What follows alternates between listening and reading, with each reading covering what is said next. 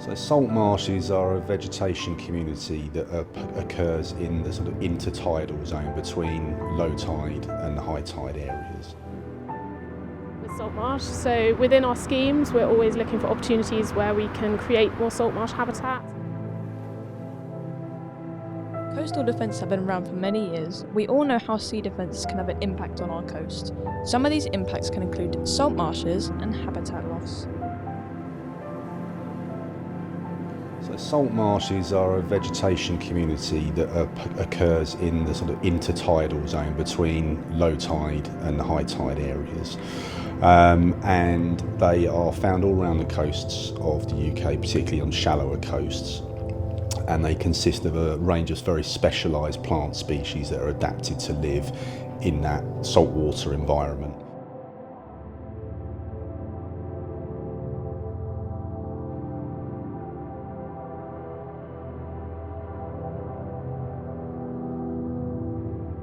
I'm a coastal project environmental engineer, so I work in the environment team at Coastal Partners. We're involved in undertaking all the environmental assessments on our flood defence works, but we also undertake a programme of work looking at habitat creation and restoration in the area as well.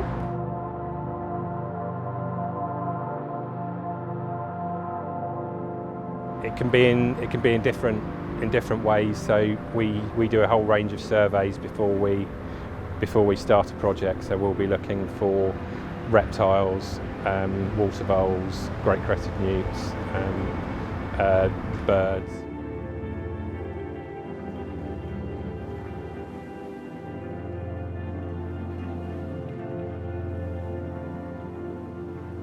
They can be affected are literally we're putting a sea defence on top of them. So for say reptiles, we'll do a mitigation project to move them out of the way before we undertake those work.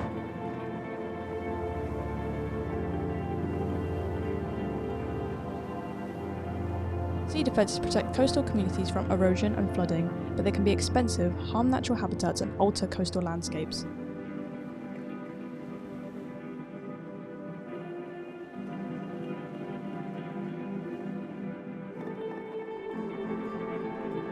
I'm the Principal Climate Change Coordinator at Havant Borough Council. So I look after kind of the corporate direction of how the council is responding to climate change, and in particular greenhouse gas emissions and how we tackle those to reduce them. Sea defences for protecting wildlife are very critical. So when you are considering how you respond to climate change, there's two elements that you can go down, and one of those is mitigation, so actually how you reduce the impact that's occurring, and one is adaptation, so how are you responding to the changes that are generated through climate change. And flooding is one of the fundamental concerns and responses as a result of climate change, and so sea defences are very critical in terms of protecting the shoreline, protecting our habitable species, and ultimately ensuring that erosion on that coastline is as limited as possible, and flooding coming into the borough is reduced as possible, as it does have significant impacts on infrastructure and houses, things like that.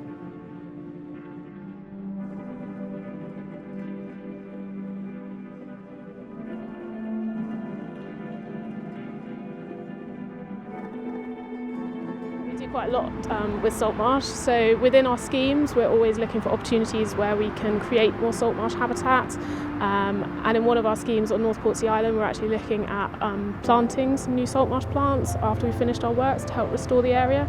But we're also looking for areas where we can create new salt marsh habitats, particularly in relation to climate change and sea level rise, and looking at being able to roll back the habitats and create new intertidal areas. So we're looking at, across the whole of the Solent area, any opportunity areas for creating new salt marsh habitat.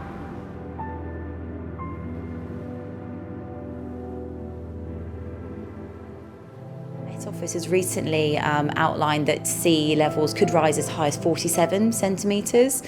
That even has the potential to rise into the 90s. So sea defences are a really significant measure. The particular areas like Havant that are surrounded by such a significant coastline need to respond to through adaptation methods. So I see them as a very critical element. The council itself has just released a new coastal management strategy to really outline kind of how those defences will work in order to retain the shoreline, reduce flooding, protect species and wildlife, and ultimately those important salt marshes as well that we have along the area there. So I only see that increasing as obviously our impact on climate continues to be increased as well.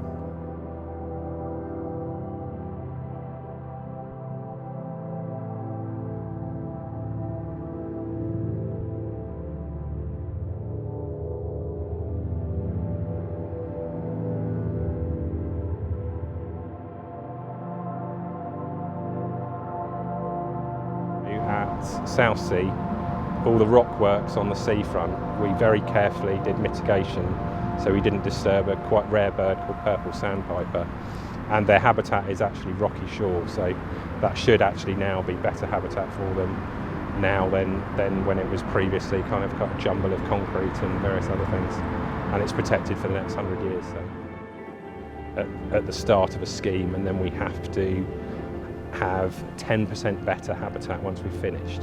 So basically there should be no net loss of biodiversity from our scheme, and indeed increase it by 10%.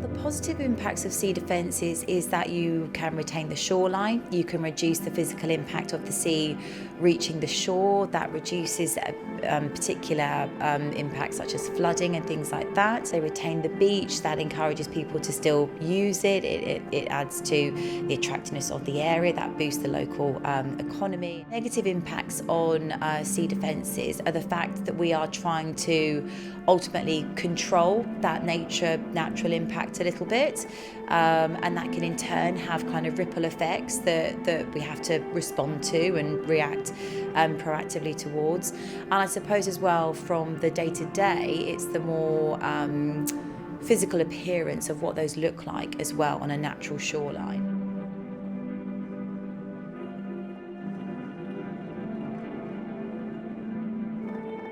Sea defences play a crucial role in protecting our coastlines, but as we look ahead, the real challenge lies in finding solutions that safeguard both people and the planet.